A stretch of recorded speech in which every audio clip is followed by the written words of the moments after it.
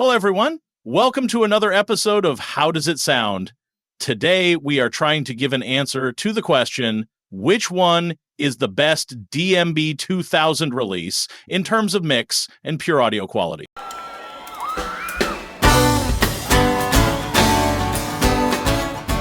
If you're not a big Dave Matthews Band fan, you might ask the question, why 2000? What was so special during that summer? Well, Summer 2000 is considered by DMB fans as one of the best tour of their entire career. The band was back on stage after the recording sessions of a new album, which became the Lillywhite Sessions, and this anticipation was keeping the level of excitement very high. Many of the performances during that tour have been legendary, and many new songs debuted that summer. Bartender, Sweet Up and Down, Gray Street, Grace Is Gone, Busted Stuff, and so on. So let's move on and see which releases we are going to hear. The three 2000 live releases which have been selected are Live Tracks Volume 3, August 27th, 2000. This was the third show in a 3-night stand at the Meadows Music Theater in Hartford, Connecticut. In terms of mix quality, this is considered as a reference point by the community, one of the best, if not the best, in the entire Live Tracks series. The second contender is Live Tracks Volume 11, August 29th, 2000, which was SPAC Amphitheater in Saratoga Springs, New York. The show opened with an amazing version of The Stone, which is the song that we are going to analyze here. The last show which we've selected is Live Tracks Volume 58, June 22nd, 2000, which was recorded at Deer Creek Music Center in Indianapolis. Before we start listening, let's have a quick look on who's behind the mixing and mastering of these three releases.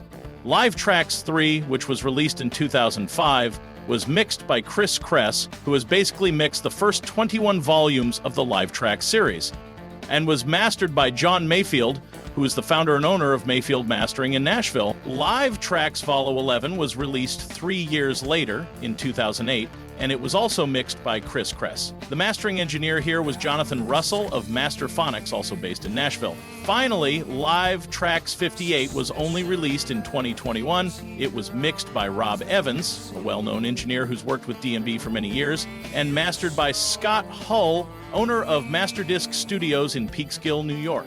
One of the best way for me to compare the quality of different releases is to focus on one song and analyze it with the use of specific metering tools that are used for mastering. I've chosen the Stone as a benchmark, and now we are going to listen side by side those versions from the three releases of 2000. Let's begin with Live Tracks 3, August 27th, 2000.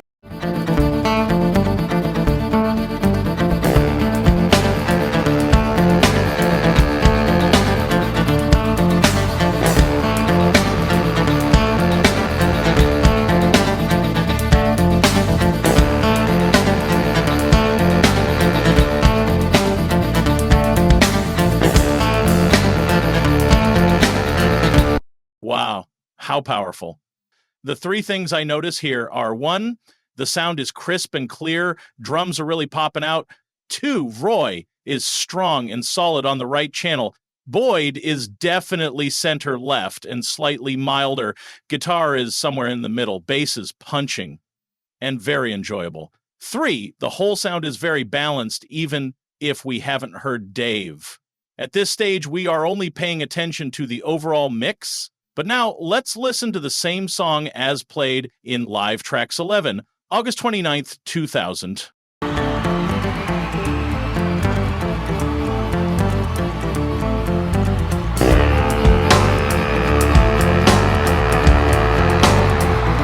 Even from this first listening, you can already notice some different choices from the mixing engineer. The first thing that comes to my attention is that now the guitar is totally in the right spot, and when the baritone sax gets in, he finds his spot somewhere in the middle, and it is definitely less prominent if we compare to Live Tracks 3. Now, let's pay attention to the keys.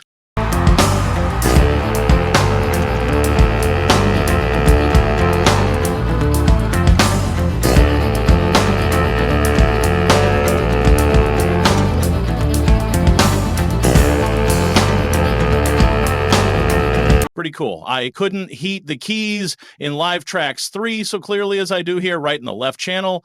Again, very balanced. We haven't talked about dynamics yet, but you can hear how Carter sounds crisp and clear. It is just perfect. Let's see if Live Tracks 58 Deer Creek sounds different.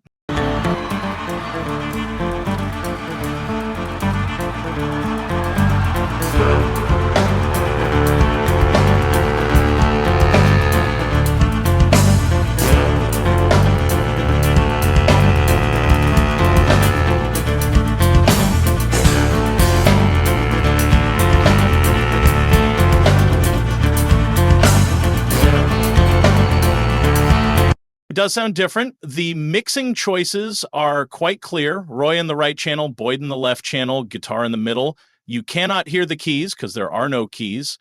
Butch Taylor wasn't playing at this show. He basically missed the first 5 gigs of the tour.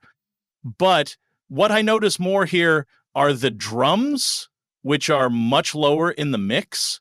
In terms of dynamic, there is much less dynamic here. To understand the difference in dynamic, let's now focus our attention on the LUFS meter on the left of the screen. LUFS stands for loudness units full scale and is basically a measurement of audio loudness, which has become in recent years a standard for audio professionals.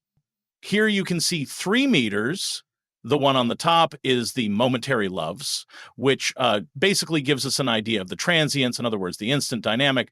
The second one is the short-term LUFs, and the third one on the bottom is the integrated LUFs, which defines the average loudness of an entire piece of audio content. Without going too much into details, let's listen to the first verse when Dave starts singing and see what we notice with these meters. I am going to play all the 3 versions in a row, back to back, so that we can define better the differences. Suspicion that things here are not as they seem. Oh, reassure me. Why do I feel as if I'm in too deep? Oh, I've been praying for some way to show you I'm not what you see.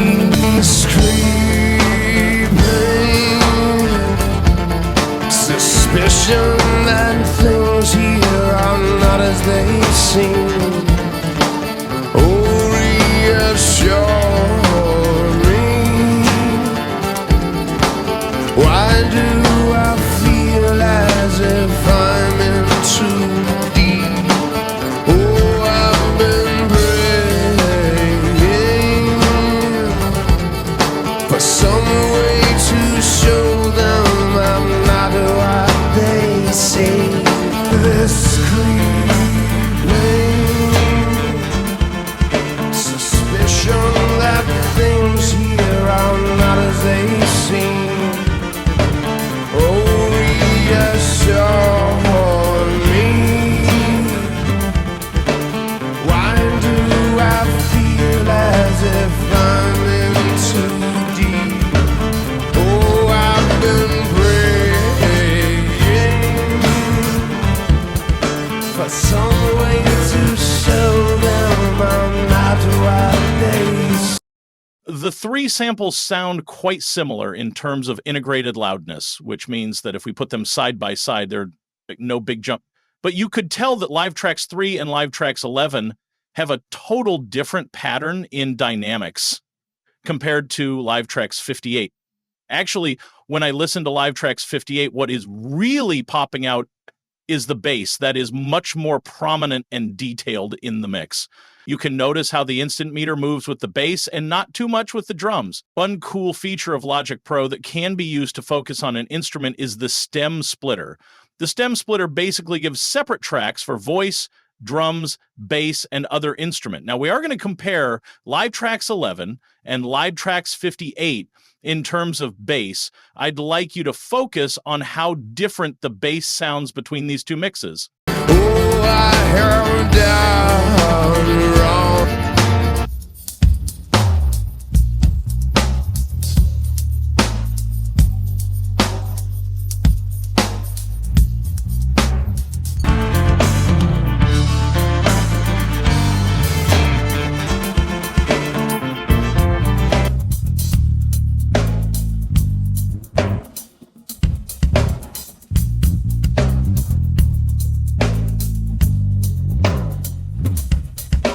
Wow, that was surprising.